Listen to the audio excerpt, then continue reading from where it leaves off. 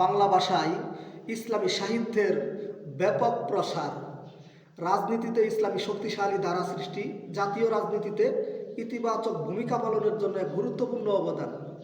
প্রিয় বন্ধুগণ, জামায়াতে ইসলামী সংগঠনের ভিতরে যে বইগুলা আমরা পড়ে থাকি, আমাদের জন্য যে জামায়াতে ইসলামী যে সংকলিত যে পুস্তকগুলো, যে বইগুলো, এগুলো আমরা যখন পড়ি আমাদের ভিতরে ইসলামী প্রেম জাগ্রত হয়, আল্লাহ তাআলাকে চিনার জন্য গুরুত্ব এসে যায়। সেজন্য আমি যখন জামায়াতে ইসলামীর সেই বইগুলো আমরা যখন পড়ি, আমার আম্মা, আমার আব্বু তো চলে গেছে পৃথিবী থেকে, আমার আব্বু বেঁচে ছিলেন যখন, তখন এই বইগুলো আমার আব্বুও পড়তেন।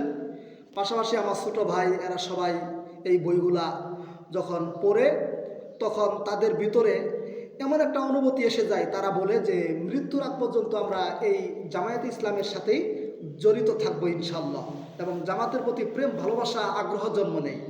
আপনাদেরকেও বলি, আপনারা যারা জামাত সম্পর্কে ভুল ধারণা রাখেন, আমি তাদেরকে বলতে চাই যে জামায়াতে ইসলামের যে বইগুলো আছে এগুলো আপনারা পড়ে দেখেন। জামাতের যে পরিচিতি বই আছে, জামায়াতে ইসলামের গঠনতন্ত্র, এরপরে নামাজের হাকিকত, জিহাদের গুরুত্ব, এরপরে রাসূল সাল্লাল্লাহু আলাইহি ওয়াসাল্লামের বাস্তব জীবনী, এই সমস্ত বইগুলো যদি আপনি পড়তে পারেন তাহলে আপনি জামাত সম্পর্কে কখনো বাজে মন্তব্য করতে পারবেন না। কারণ এই দলটি একটি পূর্ণাঙ্গ একটি ইসলামী আন্দোলন, এবং কি সুস্থ পরিবেশে শৃঙ্খলার সাথে এই দলটি জামায়াতে ইসলামী মানুষের নিকট দিনের দাওয়াত পৌঁছায়। এই জন্য আমার অনেক ভালো লাগে, আমি যত পড়ি তত মজা লাগে। আমার মন চাই যে সবসময় জামায়াতে ইসলামের যে ইতিহাসগুলো আছে, যেগুলো বই আছে, সেগুলো আমরা প্রকাশিত সেই বইগুলো আমি পড়তে পারতাম সবসময়, কিন্তু সময়ের তাগিদে, কাজের তাগিদে, বিভিন্ন ঝামেলায় আমি সেগুলো সঠিকভাবে পড়তে পারি না। তবে আমি চেষ্টা করব সবসময়ই কমপক্ষে 3-4টা করে বই পড়ার জন্য। আপাতত একটা করে বই পড়তেছি দৈনিক, কিন্তু দৈনিক একটা করে বই পুরোপুরি শেষ করতে পারি না। আমি চেষ্টা করব 2-3টা করে বই যেন মানে কমপক্ষে দৈনিক মানে শুরু থেকে অথবা মাঝে থেকে কিছু যেন পড়তে পারি। প্রিয় বন্ধুগণ, আমি আপনাদেরকে জামায়াতের সংগঠনের ভিতরে এমন কিছু আছে সেটা আপনারা না আসলে বুঝবেন না।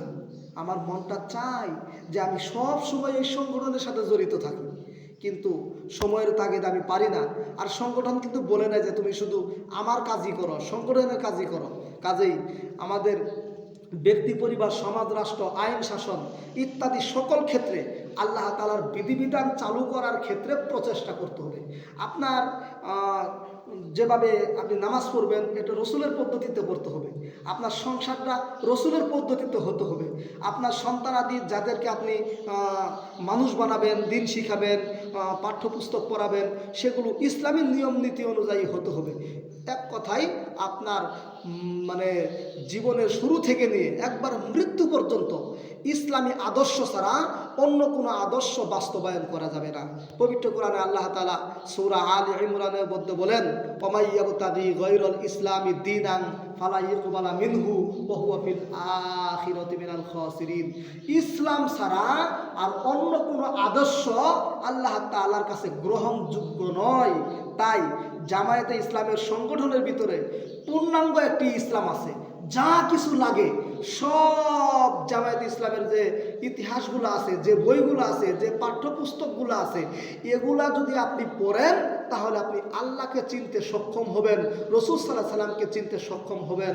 তাই আমি আপনাদেরকে বলি, বাজে মন্তব্য না করে একটাবার আসুন, জামাতের যে পাঠ্যপুস্তকগুলো, যে বইগুলো, এগুলো আপনারা পড়ে দেখুন, দেখবেন আপনাদের ঈমান বৃদ্ধি হবে, জামাতের প্রতি যে ভুল ধারণা, এই ভুল ধারণা ভেঙে যাবে। ভালো থাকবেন সবাই। আসসালামু আলাইকুম ওয়া রাহমাতুল্লাহ।